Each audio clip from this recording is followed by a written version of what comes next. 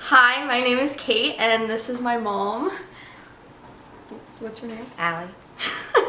And I am making this video because I've been suffering with endometriosis for a few years now, and I wanted to document my journey so that I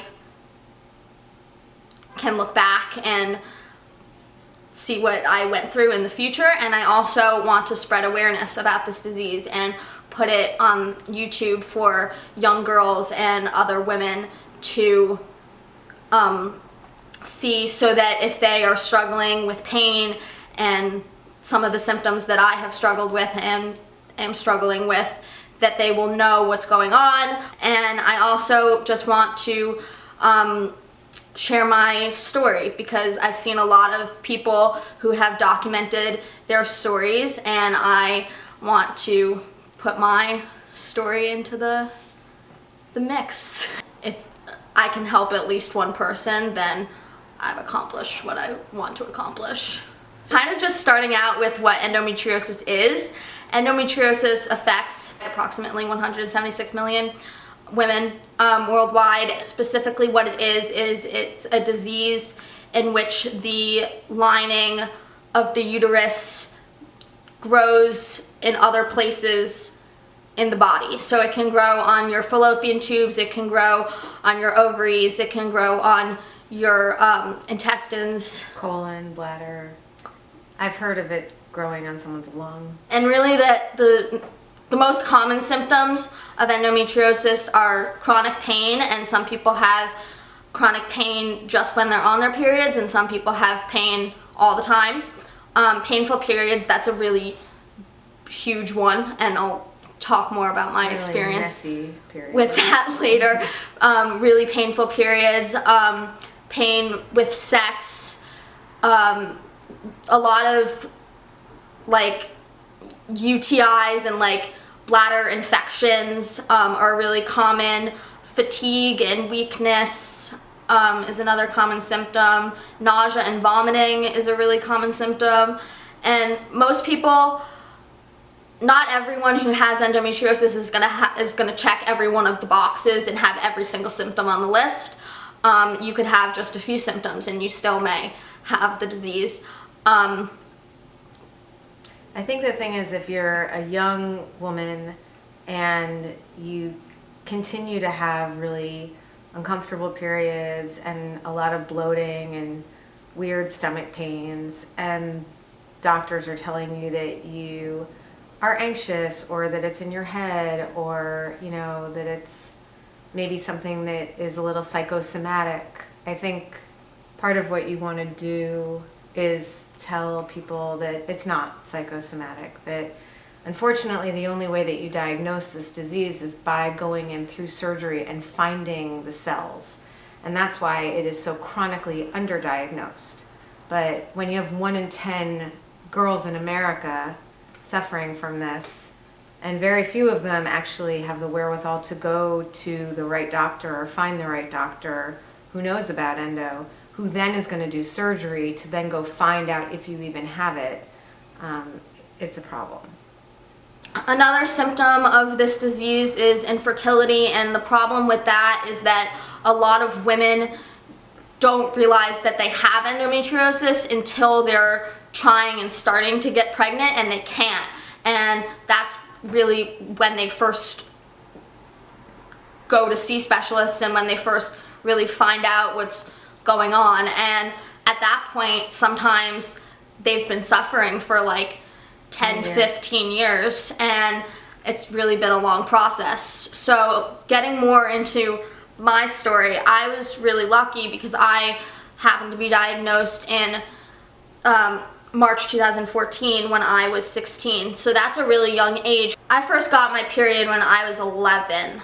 But before that, I had like some pain. I had some pain like at school, and I would just like talk about it to my friends kind of, and it was kind of like I just kind of thought it was like a normal thing that everyone kind of just experienced sometimes. It would always come every like 5-6 months, but when it did come, it would last longer than a normal period, like most normal periods last, and it would be heavier than a lot of people. Like, people would tell me, Like, oh, come home from school heavy. come home from Like- school heavy. Like go through the jeans heavy. Like, there were times when I was like bleeding through everything, and then I would like get a fever, and I would like throw up, and I would see these other girls, and I would see them not getting these like flu-like symptoms on top of their period, and be kind of like weirded out, like, why is this only happening to me? Why can everyone else seem to like stay in school when every 5-6 months I have to take like 10 days off of school and like lie in bed with a bunch of towels to like cope with what's going on? When I was 8, I fainted for the first time, and ever since then I've been fainting like maybe like 3 to 4 times a year. When I get really hot, or when I stand up too quickly, or when I get out of bed too quickly in the morning. Or if you're getting over a virus, or if you're coming down with a virus. Yeah, and so that kind of put us into the whole pot of doctors, because we were trying to... Cardiologists, endocrinologists, neurologists, pulmonologists, I mean, a lot of doctors. Because everyone wanted to figure out why I was fainting, and no one could really find a direct answer to why I was fainting, so I kept getting like chest EKGs and like an MRI here and there, and then like the x-ray, and everything was normal and everything was fine, but then I would faint again. And we still don't entirely know. I mean, it's been 12 years since the first time you fainted, and we still are trying to figure out the link. We first went to see a doctor about my pain I was feeling when I was 12, and they saw that I had cysts, and they put me on birth control. And that was weird for me, because I was put on birth control when I was 12, and a lot of people think that you go on birth control just when you're sexually active and to stop yourself from getting pregnant. But here I am at 12 years old, I am not sexually active, and I am on birth control. And that was just a weird experience for me, because people would be like, oh, what medications are you on? And then I would say, oh, I'm on birth control. And then it would be like, what? You're 12. And the birth control made the cysts go away, and it didn't make the pain go away. And I went back to the doctor, and the doctor said, well, your pain should be gone because all the cysts are gone. And I said, well, it's not. And that was kind of the end of that road. The pain really never went away, and every doctor we went to kind of questioned if I was stressed because of school, questioned if I had something going on at home. I definitely think that if you overwork yourself and you're super stressed, it can make your symptoms worse. I don't want to say that it causes your symptoms, because that's what I was told for so many years. It definitely does not cause your symptoms. Then until when I was 16, I would just kind of like, I felt so weird about it, because I felt so invalidated by every doctor that I went to, and I didn't really know.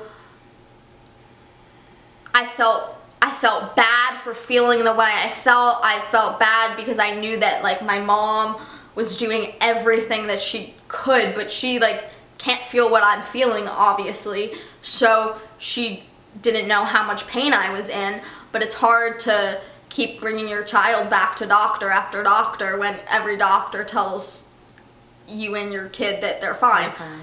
But every few months I would bring it up again and be like, oh, can we go back to the doctor just to check again? And we would go back and everything would be fine. You start being pissed off at your body for betraying you. Yeah. And B, you start being pissed off at the world Because it feels like, how is everyone else just like running around feeling fine and I feel like this? And I remember texting people and just being like, I just wish they could like figure out what was wrong so that we could like get on the right path. I could take the right medicine. Whatever needs to be done could be done, but we can't do what needs to be done until we figure out what's wrong. So fast forward 2014, February 2014, I was 16 years old. I had just turned 16, and I was sitting with my tutor, and my tutor mentioned to me, of all people, my tutor mentioned to me, oh, I'm having surgery in a few weeks. I'm not going to be able to come for a few weeks. And I said, oh, what are you having surgery for? She said, oh, I have endometriosis. Obviously, I had absolutely no idea what that was. I said, what is that? She started explaining all these symptoms to me. I Called me. was like, no, I didn't call you yet. I was like, oh, I think I might have that. And it was just weird that I had like finally found this possible answer to this thing that had been bothering me for so long. I like went down to my room and I went on my computer and I like started Googling and started reading all these other people's stories, and I was like, oh my goodness, I actually think that I might have this. Now I was really scared to bring it up to my mom because we had like been to see so many people for so long that I was scared that it was just going to be like another doctor and like another dead end and another, oh, you're fine, and another, oh, you're just stressed because of school. So it took me, I kept like I kept like delaying it. I was like, oh, I'm gonna do it this week. I'm gonna do it by Friday, and then I didn't. And then I was like, okay, I'm gonna do it by Sunday, and then I didn't. So finally I said, okay, I'm gonna do it by President's Day. So I finally bring it up, and we finally go and see the... You called me and you're like, I think I know what I have. No, it was, and I was like, what do you mean? And you're like, it's endometriosis. I'm like, what the hell is that? Okay, awesome. Like, no, I had heard of it because like you hear about it, but you don't hear about it in young people, and you hear that it's like it's got so much like cloudiness around it. So we go and see my tutor's doctor, and that was really the first time that I really felt like completely validated with what I was feeling, like by a professional, because obviously my mother kept validating me. I mean, every chance she could. And I just remember like sitting in this doctor's office and just like crying nonstop. I just started crying because like finally I found this answer. And I say finally when I had been suffering for like not even, like suffering seriously for like not even 5 years. And it just makes me sad to think about how a lot of women are suffering from this for 7, 10, 15 years, and they have no idea what's going on. And I was so lucky to be diagnosed so quickly. And we scheduled surgery for March 2014, and they went in, or they did it's called laparoscopic surgery, and you put like a camera in to see what you're doing, and then you make like the little incisions, like 2 to 3 incisions, and you go in with a camera and see if you can find it. See if you can find anything. She did anything. say that the only way that you can confirm that you have it, she was pretty convinced that she had it, but she said the only way that we could confirm it is by doing by looking at it. So Kate had this whole other sort of like, what if they do the surgery and they go in and then they don't find anything? Like that's even worse. Kind of. Right. But they did. They did. And I was confirmed that I did have it, and that was super, super, super validating for me. It was, the recovery process from that surgery was a little difficult for me. I was in bed for like 6 weeks. I was sleeping all the time. I was so tired even when I wasn't sleeping. I was just in a lot of pain all the time. It took me a while to just even like be able to walk down our stairs. Sometimes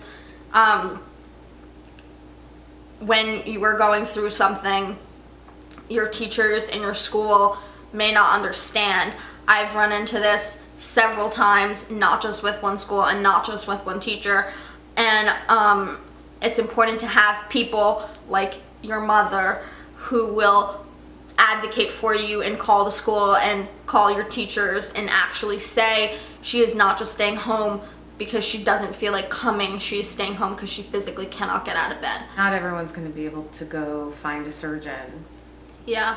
What you can offer is this, like, the importance of advocating for yourself. Yeah. You know, and the importance of saying to your teachers, like, letting them know who you are and letting people know that this is real, and not necessarily making other people feel bad that they feel okay or that they don't understand, because that's not going to win anyone over. But just saying, I know that you can't understand. This is what I think is going on with me. Here's some research. You know, here's what I am capable of. Yeah. I mean, listen, you know your body. And if there is something wrong, you will know more than anyone else will know, because it's your body. And you have to be able to advocate for yourself, and you have to be able to stand up for yourself in those tough moments, or else you're just going to feel even worse.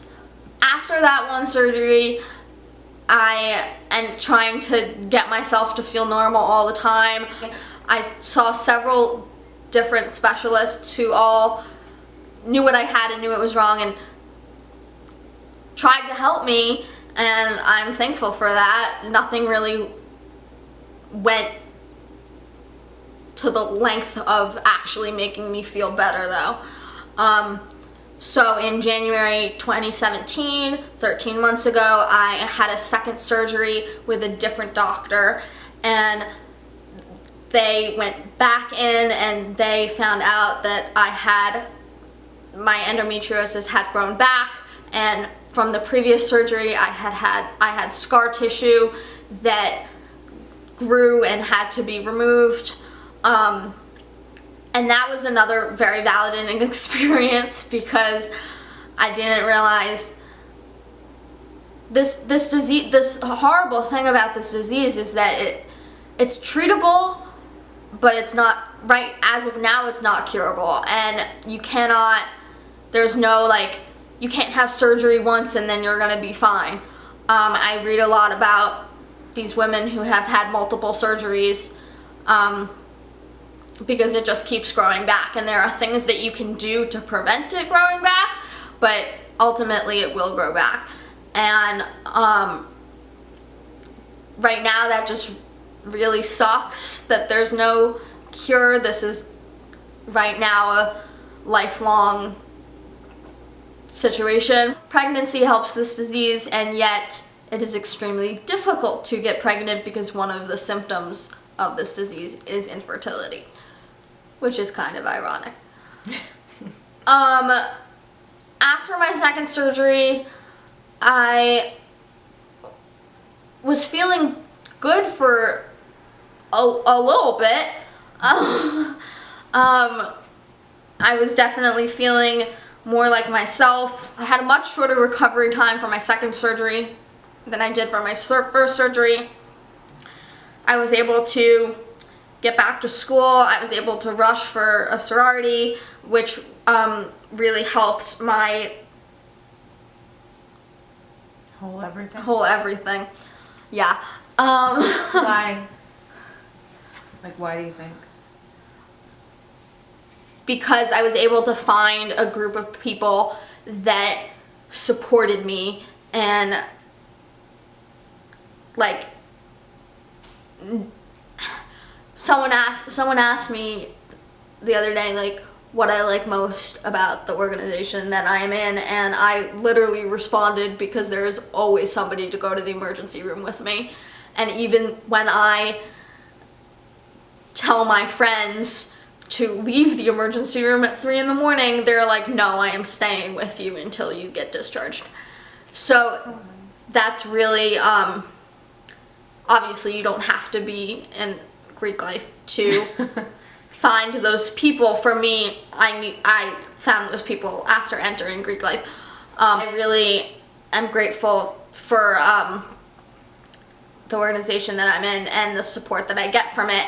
And in the fall, I was able to be back at school. I ended up rushing a professional fraternity, co-ed professional fraternity, which was also awesome because that was another huge mood boost. I was now in 2 organizations and that just had like genuinely nice and kind people who like made me feel good about myself, and that was a good situation. And New Year's Eve, I woke up and I like got out of bed too quickly, and I have fainted 2 to 3 times, 3 to 4 times every year since I was 8. So I knew what was going on.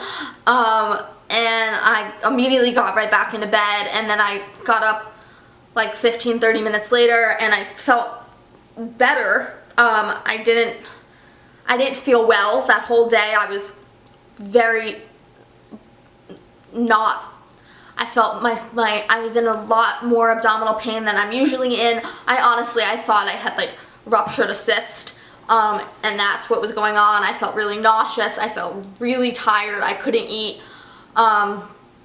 at all, but it was New Year's Eve, and I was like, gotta push through it because it's New Year's Eve. Like, I don't want to like spend my New Year's Eve in like the hotel room having a bad time. New Year's Eve dinner, we're sitting at the dinner table in the restaurant, and I fainted and ended up having to go to the hospital. They told me that I had a bad UTI, which was not unexpected because I have had like Almost constant. almost a UTI like 2 to 3 times a month for several years. I finally got back to school and I was feeling good for like 3 days, and then the first weekend of school I was in so much abdominal pain. Again, it felt like I was having a very bad, I get these like very bad flare-ups where I'm like crying, I can't stand up, I can't walk, sometimes I'm literally like screaming out in pain. I'm in so much pain. And I was throwing up, I couldn't keep anything down. And I called my doctor, and my doctor said, I think you need to be seen tonight. So I went to the hospital. That was how I was spending my first weekend of school. And I was kind of like, oh, okay, like I'm gonna be okay. Like I'm always fine from these flare-ups. Like after they give me a ton of IV fluids and after they give me morphine. Now, I don't know if this is common, but with my flare-ups now, the only thing that will help me is a lot of morphine. And obviously that is not ideal at all. And I can't, like, every time I'm in pain, I can't go to the hospital and have them give me some morphine. So, that's kind of one of the struggles that I'm going through with right now, is what to do when I'm actually like screaming out in pain, because it's hard to like, I have my heating pad, but it's hard to like stay in your room with the heating pad when you literally are so uncomfortable and you literally cannot move at all. But obviously you don't want to spend your entire life in the emergency room or in bed. So the next day, my mom suggested to me that maybe I should take a semester off of school, and I said absolutely not, because I did not want to delay graduating even more. I'm already graduating a year late because I got mono within the first month of school freshman year, and I drop down to a fewer course load. Right. Here's a question, if anyone watches this. Does anyone else with endometriosis also have an immune system that is very weak and they get sick a lot? Question. Answer down below. So I'm already graduating late, and I said absolutely not. I do not want to take a semester off. I would have to graduate even later. A few days later, I was still in bed. I was still in a lot of pain. Nothing was helping. Nothing was working. I felt very tired. I was sleeping all the time. And I said to myself, oh, maybe I should actually think about taking the semester and taking the semester off. So I went to see my advisor, and I went to see the dean of students, and I talked to everyone and sorted everything out, and now I'm graduating even later, which I have come to terms with. But it's not ideal. This semester you have new doctors to meet and Yeah. sort of a renewed goal to, instead of just kind of like when the flare-ups happen, figuring out how to sort of like get through them. Yeah. Hopefully we're going to try to figure out how to like stop them from happening or Yeah. prevent them from being big flare-ups. That's the goal of this semester. Yeah, so that's basically what we're doing right now. You could tell your 12 or 13-year-old self something, what would you tell her? If I could tell my 12 or 13-year-old self something, I would tell her that to take a deep breath and everything was going to be okay, and you are not crazy.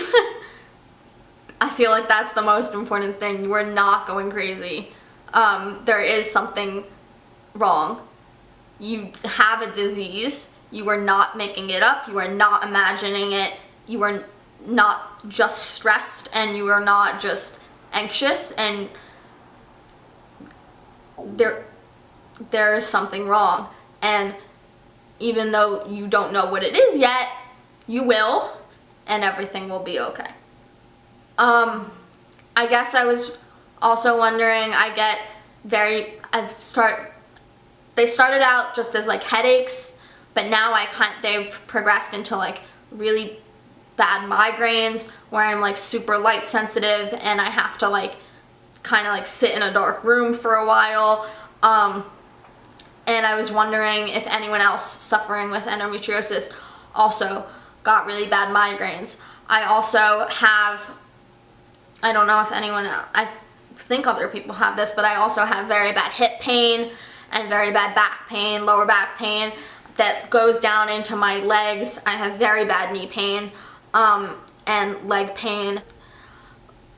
Yeah, so that's just, I kind of just wanted to see if anyone else has these same symptoms, and kind of, if you don't know what this disease is, spread awareness about this disease. And if you do know what this disease is and you are suffering from it, I am so sorry.